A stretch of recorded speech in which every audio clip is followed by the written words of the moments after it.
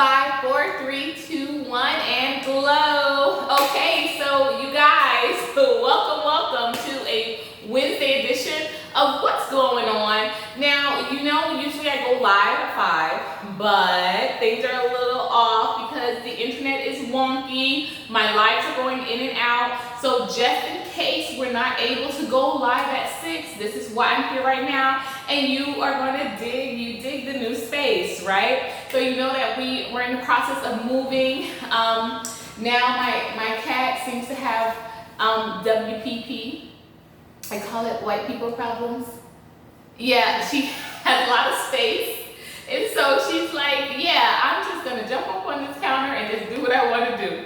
But I still love my people. And thank you all for joining me today and being involved in this transition. I know a lot of you were looking forward to the live at 5. If you did not get the notification, we are live at 6 today. And I wanted to do this video just in case the live went out because, like I said, I've been experiencing difficulty with it for the past 2 days. I'm just in a new area where everybody has Wi-Fi, so it's like all competing. And then, as you all know, it was announced the other day. But I wanted to get right into it, right? I wanted to talk about this whole B. Simone situation. You all know I am a writer. I am a content creator, and I've been a writer prior to ever joining up on YouTube or ever social media became a thing, influencers became a thing. I have been a lifelong writer. Ever since I was in 2nd grade, I won this contest with some book I wrote, and that has always continued. So the plagiarism situation does hit me a little differently, as well as, a few of my writer friends in my writing network. But the reason why I'm not, really coming at this whole situation is because you're talking about a country that was in itself built on being stolen. And so, but we're gonna come down on this female, this woman, in the age of where we are right now in regards to the nation, the world's reaction to systemic racism, to police brutality, to communities of culture being ostracized, being brutalized, and terrorized. But we're going to talk about B. Simone and the fact that she might have plagiarized, or she did plagiarize, allegedly, it's not proven yet, some pages from her book. This still does not take away the truth of the fact that this girl manifested her life. She really did. And y'all, before anybody comes at me, I'm not a big B. Simone fan. I am not a stan. I'm not a band.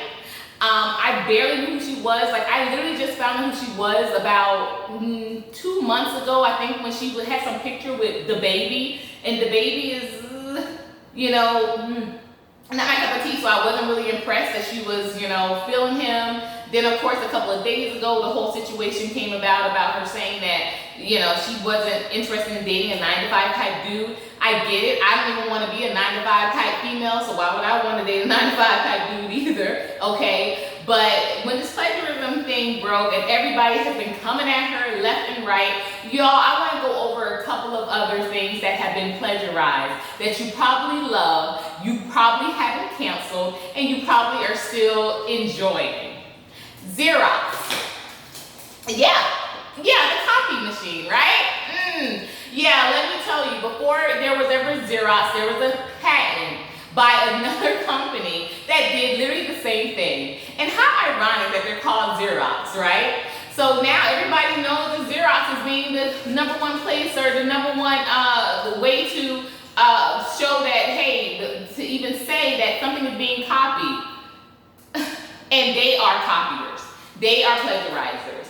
They actually bought a patent, and the company that started, which I can't even tell you the name of now, because guess why? No one can, because they're totally non-existent. The best way to assume a product and to appropriate a product and a culture is to spend the most money at it and to do it better. And I found out that personally this past year with my Youth Empowerment Summit. Another story, another day for story time. Another thing that you might love, you might enjoy, and you might even say that it is one of the best pieces of literature in all of our history. Roots. Alex Haley plagiarized. He actually had to pay a hefty fine because of the fact that a good portion of the beginning of Roots prior to Kunta Kinte coming to America was plagiarized from a book called The African. Took years for it to happen, but yes, he actually had to pay a fine. And my personal favorite of all of these I'm going to mention, The Matrix. The Matrix and Terminator. Written by a black woman named Sophia Stewart.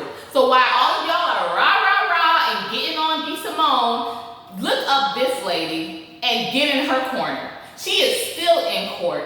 She wrote The Matrix, she wrote Terminator, and she is still in court trying to get her proper royalties, her proper fees paid.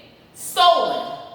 So while we're all on this cancel culture, and some of it is rightfully so, Trina could never even cancel you because I never played you. Couldn't, just being honest.